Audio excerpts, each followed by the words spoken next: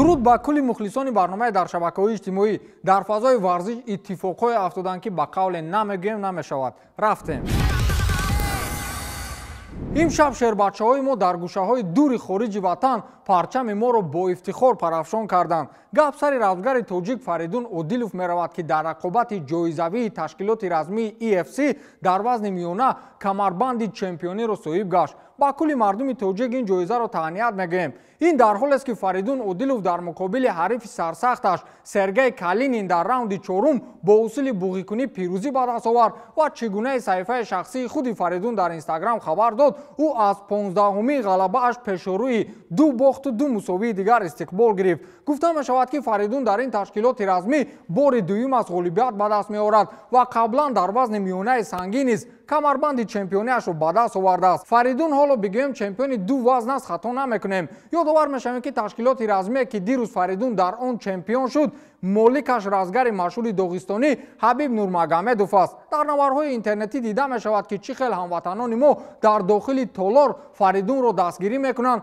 ва бо шиёри машҳури мардуми мо, яъне Тоҷикистон ба пеш аз пирӯзии шери дар октагон буда истиқбол менамоянд. раҳбари ташкилоти размии EFC Ҳабиб Нурмагомедов баъди пирӯзии равзгари тоҷик ба саҳна баромад ва баландгӯякро гирифта Фаридунро ба сазовор гардидани камарбанди чемпиониаш таҳният гуфту ваъда дод ки ба наздикӣ дар шаҳри Душанбе ҳатман як даври рақобатҳои EFC-ро баргузор мекунад ва кор бояд ин хел шавад ки Фаридун камарбанди чемпиониашро пеши чашми ҳазорҳо мухлиси дар Тоҷикистон будааш як маротибаи дигар ҳифз намояд. Фаридун Одилов баъдан дар саҳифаи инстаграми худ тариқи навор аз пирӯзиаш ҳарф зад. раҳбари ташкилоти размии EFC баъдан дар шабакаи машҳури варзишии русӣ Маш-ТВ дар ин маврид андешаи худро фарохта расонаӣ кард. ӯ гуфт ки аллакай Фаридун пагоҳи барвақт дар хонаи худ аз хоб чун суперситораи фазои варзиш мехезад. умедворам ки дар Русия низ ӯ хеле машҳур хоҳад буд. Калини низ дар муқобили Фаридун шонси хуб барои ғолиб омадан дошт, аммо гап сари ду варзишгари касбан арзанда меравад.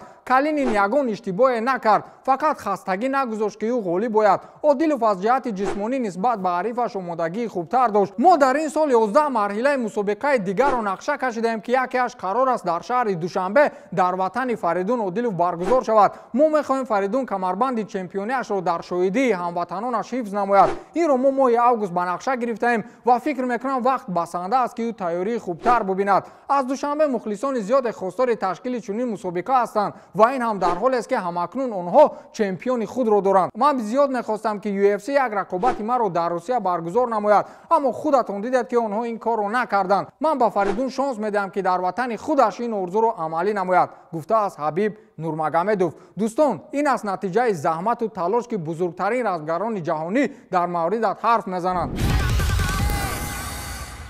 мардум, ин маҷалаи машҳури Франс футбол аллакай либосҳои PSG-ро ба Месси ба қавле пӯшонид ку майда афсона ба ҳақиқат табдил меёбад. гуфтанеам ки дирӯз маҷалаи машҳури Франс футбол ки соле як маротиба асоситарин ҷоизаи инфиродии футболбозон туби тиллоиро тақдим мекунад, рӯи муқоваи худ Мессиро бо пираҳани дастаи парижӣ муаррифӣ кард ва болои он навишт ки корди пинҳонии PSG. албатта ин амали Франс футбол сару садоҳоеро миёни оммаи футболӣ ба миён овард ки ҳатто сармураббии Барселона Роналд Куманро хеле асабӣ кард. ҳоландӣ розӣ нест аз оне ки атрофи лидери даста ҳар гуна ҳангома ва афсонаҳо месозанд. Куман гуфтааст ки ман намедонам ки онҳо чаро ин корро мекунанд. агар ки онҳо дар мавриди Лео мехоҳанд ҳарф задан, бигзор бигӯянд. мураббии Лионро мақбул аст ки пресса дар мавридаш ҳар чиро хоҳанд бинависанд, аммо ба ман ин чиз писанд нест. мо ба наздикӣ муқобили PSG бозӣ дорем ва мебинем ки унҷо боз чӣ гап мешавад, гуфтааст Роналд Куман. мухлисони Барс то тобистон вақт доред ки бозии яке аз беҳтарин футболбози дунёро дар дастаи дӯстдоштаатон тамошо кунед. баъди тобистон ин лаззатро мухлисони PSG мечашанд. гудбай Месси. метавонед ҳоло дар расонаҳои варзишии испанӣ аз ҳама зиёд кӣ муҳокима мешавад? Луис Суарес. ин ҳам дар ҳошияи дар 17 бозӣ 16 гол задани ӯву шикастани рекорди Криштиану Роналду. ҳеҷ кас ба ғайри уругваӣ дар чемпионати Испания дар аввалин бозиҳояш дар дастае дар 17 бозӣ 16 гол назада буд. масалан, яке аз беҳтарин футболбозони собиқи Ла Лига Криштиану Роналду мавсими аввали худро дар Реал Мадрид мавсими 2009-2010 ба задани 15 гол дар 17 бозӣ даст ёфтааст. ана чӣ маънӣ дорад дар сояи Месси будан. акнун суоле ба вуҷуд меояд ки агар Суарес ба Барселона намерафту ба дастаи дигар мерафт чӣ мешуд? Метавонист ки номи ӯро дар қатори Мессию Роналду бигиранд. хулас Суарес аввалин бозигаре дар Ла Лига шуд ки дар мавсими аввалаш дар Атлетико Мадрид дар 17 бозӣ ба задани 16 гол даст ёбад ва бо ин рекорди Роналдуро шиканад. ҳоло ӯ дар ҷадвали нишонзанҳои Ла Лига беҳтарин бозингар аст. ба қавле Кантар сину солаш рафт вагарна ҳоло ҳеҷ кас дар мавриди Роналду ва Месси ҳарф намезад. ба ҳамин тамом то дидор хайр.